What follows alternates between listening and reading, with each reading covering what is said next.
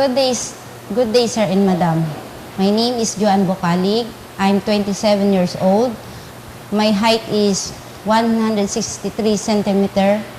My weight is 60 kilos. I'm married. I have 3 children. My husband occupation is a policeman. My education level is high school graduate. I'm the third in my family. 2 brothers and 1 sister. I want to work in Hong Kong to earn money to support my family.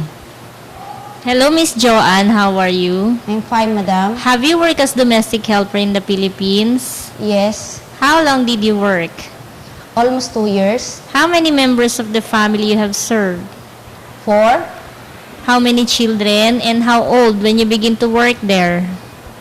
2, 11 years old and 13 years old. What were your main duties? House cleaning, ironing, washing the clothes, and take care of children. Please tell me your way of baby caring. Feeding the baby and make sure the baby is barf.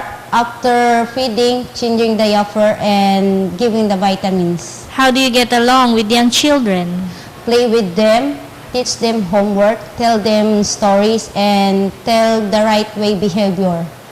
Can you sing children's song? Yes. Please try. London's bridge is falling down, falling down, falling down, my fair lady. Okay, thank you. Do you know how to cook? Yes. What kind of recipe can you cook well? Filipino foods. Can you follow recipe book? Yes, madam.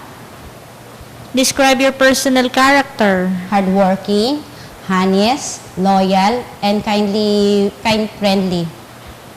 How do you perform as good domestic helper? I will perform my duties well to satisfy my employer. What can you promise to your future employer?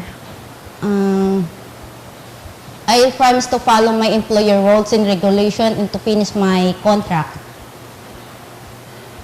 I hope to see you soon in Hong Kong. Thank you very much, sir and madam.